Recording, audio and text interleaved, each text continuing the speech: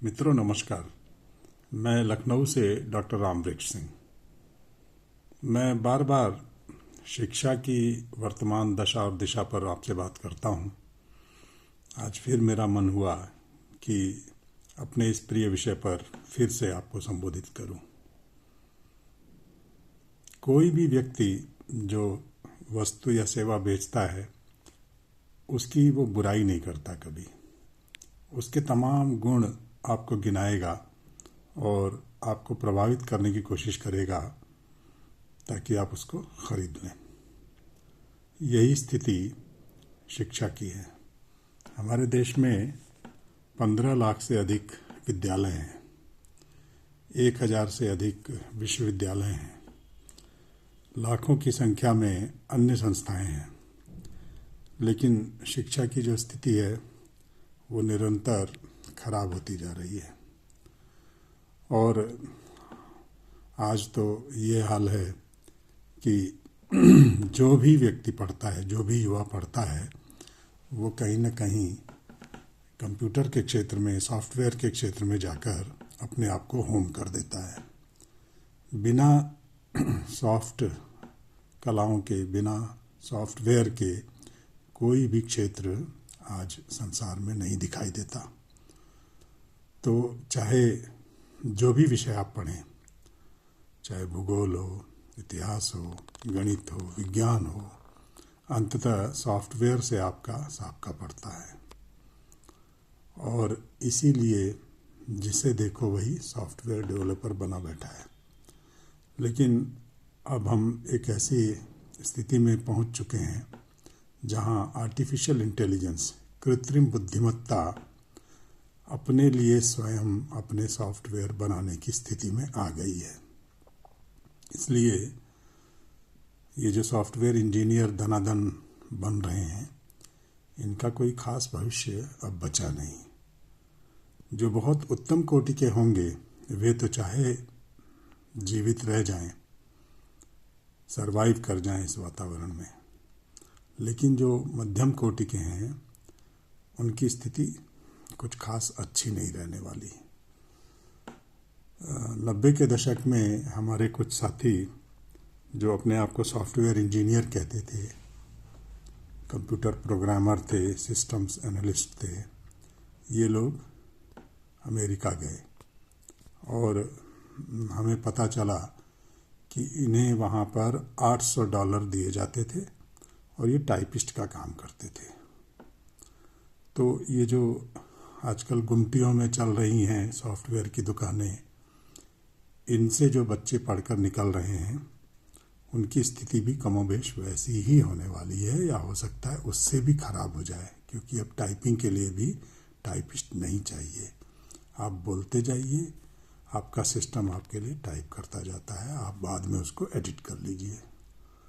तो सब कुछ एआई ने अपने कब्जे में ले लिया है। इसलिए ज़रूरी क्या है? ज़रूरी ये है कि आप अपने आप को अपग्रेड करें और हर स्थिति के लिए तैयार रहें।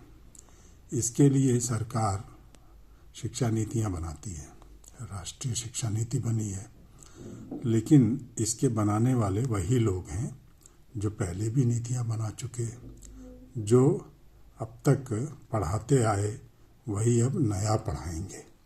मुझे तो यही समझ नहीं आता कि जो व्यक्ति पुराना पढ़ा रहा था, जिसको पुराना ही आता है, वो नया क्या रच देगा। अगर नया रचना है तो किसी ऐसे व्यक्ति को बुलाओ जो उस पुराने वाले से अच्छा हो, उससे अगली पीढ़ी का हो, उससे ज़्यादा जानकार हो, उसकी अंतर्दृष्टि में कुछ नयापन हो। लेकिन आप तो उसी पुराने वाले को लेकर बोलते हैं चलो नई शिक्षा नीति बनाओ। वो क्या बना देंगे? वे अपने आप को उसमें बनाए रखने के लिए कुछ ऐसा घोल तैयार करते हैं जो कहीं का नहीं होता। मेरा कथन ये है, मेरी मान्यता ये है कि आज के युवा को सब कुछ आना चाहिए। वह अडैप्टेबल हो, इवॉल्व कर सके, नया सीख सके, तभी वो जीवित बच पाएगा। उसकी अस्मिता तभी बची रहेगी जब वो नई परिस्थितियों में अपने आप को समायोजित कर सके। अगर आप सॉफ्टवेयर पढ़ रहे हैं तो कोई ज़रूरी नहीं है कि आपके उस पढ़ाई लिखाई की कोई आगे प्रासंगिकता रह जाएगी, उपादेयता रह जाएगी। ऐसा नहीं रहने वाला। आपको नई परिस्थितियों के लिए स्वयं को तैयार करना होगा।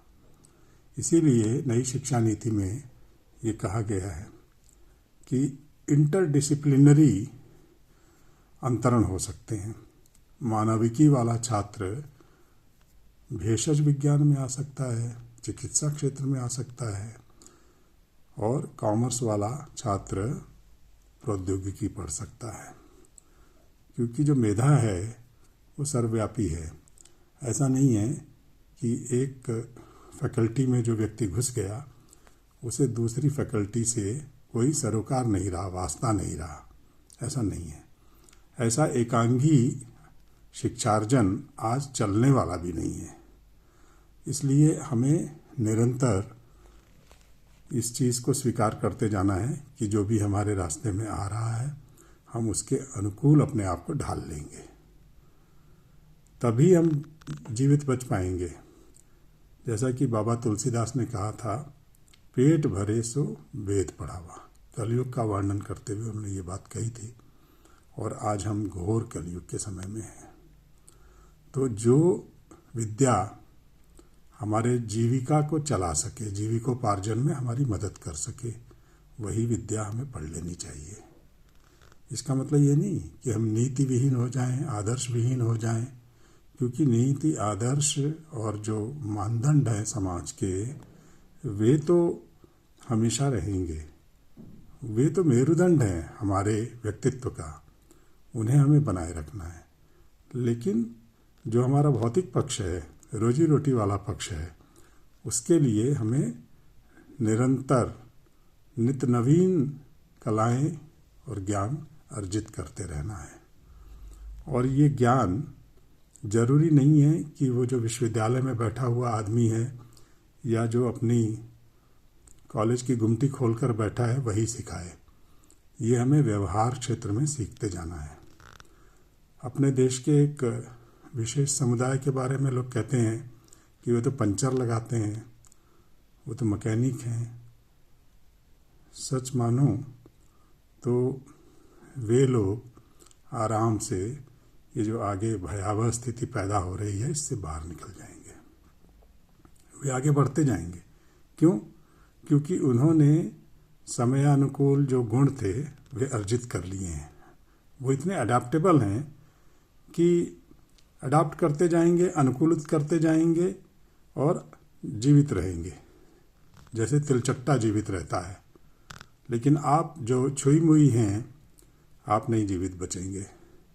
इसलिए अपना मन खुला रखिए, अपनी जो सीमाएं हैं उनका विस्तार कीजिए और विजयी होइए। धन्यवाद।